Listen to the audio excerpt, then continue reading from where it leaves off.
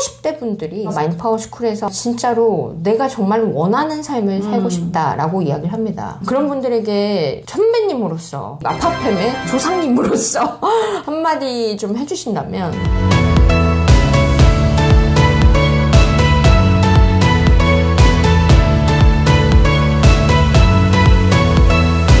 안녕하세요 여러분. 안녕하세요. 마인드 파워 인사이트 인터뷰에 정말 오랜만에 100억 리치클럽 회장님 우리 한 회장님을 두 번째로 모셨는데요. 사실 네. 지난번은 그냥 라이브 방송이었어요. 맞습니다. 그래서 굉장히 편안하게 이야기를 하면서 마파팸의 질문들에 대한 대답을 해주셨고 이번에는 정식으로 좀 모셨습니다. 초대해 주셔서 감사해요. 지난번보다 이렇게 더 어려지신 이유는 뭔가요? 그렇게 보입니까? 네네네. 그 비전이 있나요? 네, 열정적으로 사는 게 굉장히 중요하죠. 저는 대표님 뵈면서 항상 느끼는 게 어쩜 이렇게 항상 열정적이시지? 뭘 계속 배우고 계시고 뭔가 계속 하고 계세요. 마인드로 제 스스로가 매일매일 다시 세팅을 하는 거예요. 어떤 세팅을? 오늘 하루는 잘 살았나? 어제와 오늘이 좀 다르게 살았는지, 어제보다 성장되는 삶을 살았는지, 그런 거를 매일 점검을 하는 거예요. 그래서 그것이 잘 안 됐다 그러면 왜 안 됐을까? 내가 마인드적으로 문제가 있었나? 내가 좀 무기력했나? 여러 가지가 있을 수 있죠. 그런 시간이 따로 있으세요? 하루의 시간을 어떻게 쓰는가가 굉장히 중요한 것 같아요. 일단 저는 굉장히 중요한 것부터 먼저 해요. 꼭 해야 되는 거. 자는 거가 매일 해야 되는 거잖아요. 그렇죠. 밥 먹는 것도 매일 해야 그렇죠. 되고 그런 거를 굉장히 효율적으로 나한테 그것이 부담되지 않게 하는 거.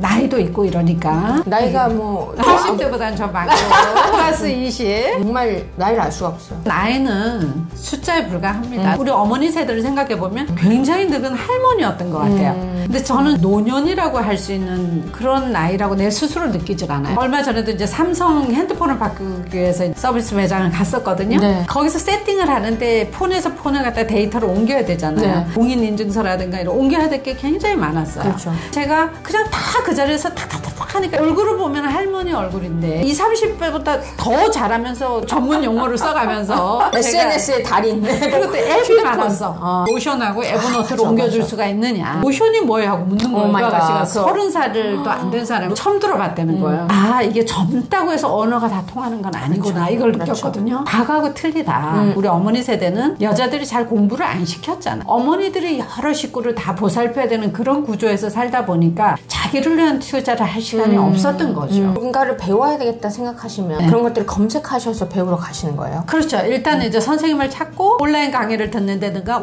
오프라인을 가잖아요. 같이 배우시는 분들이 보통 3040이라 그러면 그분들도 쉬워하는 것 같지는 않아요. 제가 그걸 보면서 생각하는 거죠. 저 역시도 그걸 다 100% 소화가 안 되고 그럼 집에 타고 와서 다시 그 관련 영상을 다 찾아요. 유튜브에서. 다른 사람이 3번 들을 때 저는 10번, 20번을 듣는 거죠. 와, 복습, 반복. 마인드 파워가 엄청 단단해서 흔들리지 않는 그 마인드 파워를 장착하신 것 같아요. 제가 이렇게 스스로 뭘 해보려는 이유가 있어요. 직업이 무역이었잖아요. 20대 후반부터 제가 유럽으로 출장을 다니면서 비행기를 타고 13시간을 가다 보면 한국 사람들은 대부분 잔다던가 영화를 본다던가 그 당시에는 이제 비즈니스 하시는 분들이 많이 이제 그쪽 출장을 가던 그렇죠. 시절이었거든요. 유럽 쪽으로. 여행이 자유가 안 됐던 시절이니까 거의 뭐 90%는 외국 사람이라고 봐야 되죠. 그 서양 사람들 같은 경우는 노트북을 꺼내놓더라고요. 그리고 일을 하는데 딱 보면 중년의 나이예요. 저 사람이 말단 직원도 아닌데 대리나 과장이 아닌데 혼자서 노트북을 하는 거 보고 굉장히 그게 멋있어 보였고 아 저렇구나 생각을 했어요. 미국에 있는 오래 살던 사람이 큰 회사 사장인데 50대가 넘었나 봐요. 근데 한국에 타 와서 자기 집그룹한테 6억 정도 됐대요. 근데 이 한국 사람은 문서 하나를 자기 스스로 못 만들더라고요. 입으로 일을 하는 구조잖아. 우리나라가. 근데 미국에서는 다 스스로 자기가 리더라 하더라도 이메일도 자기가 보내고 저 역시도 좀 그랬거든요. 이메일 써줘 뭐 해 이러던 시절이었어요. 그래서 제가 디지털 시대가 되면서 독립을 했을 때 할 줄 아는 게 하나도 없었어. 그때 딱 생각이 난 거예요. 비행기 타고 다닐 때 그 외국 사람들이 직접 하는 거 그리고 외국에서 내가 파트너들을 만났을 때 나이가 지긋한 할아버지인데도 이메일도 직접 쓰고 직원이 있는데도 아 문화적인 차이가 있었구나. 나는 그런 사람이 돼서는 안 되겠다.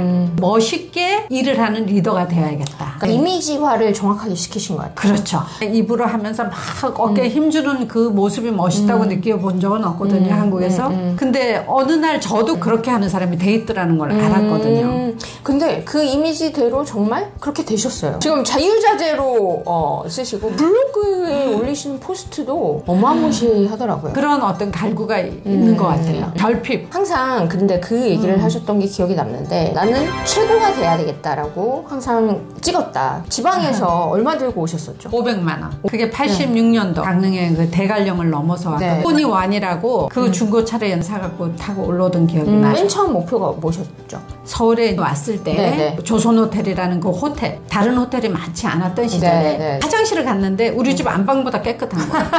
너무 놀랐죠. 강릉에서 살았으니까 정장이나 수술 입고 이렇게 멋있게 브리프케이스를 들고 다니는 사람 본 적이 없잖아요. 당시만 해도 여행객이 없던 시절이에요. 한국에 오면 누군가는 비즈니스 여행이었으니까 그런 모습들이 멋있는 사람들. 그것이 굉장히 내리에 꽂히고 무역을 하게 된 것도 그게 계기가 됐던 것 같아요. 조선호텔에서 만났던 그 외국인들의 모습. 출장을 와서 5성급 호텔에서 자면서 비즈니스 미팅도 커피숍에서 하고. 최고를 경험해보지 않으면 모르잖아요. 내가 그 장소에 가서 이런 것들을 경험해보지 않으면 그런 사람도 못 보고 그렇게 살 수 있다라는 아이디어가 들어오지도 않잖아요. 그래서 경험이 답이다. 우리는 자기가 보고 아는 만큼 내 목표를 설정할 수 있다. 그렇죠. 많은 분들이 저희 마인드스쿨에 오시면 목표를 설정하는 거에 대한 굉장히 어려움이 많으세요. 40, 50대 분들이 마인드파워스쿨에서 진짜로 내가 정말 원하는 삶을 살고 싶다라고 이야기를 합니다. 그런 분들에게 선배님으로서, 아파팸의 조상님으로서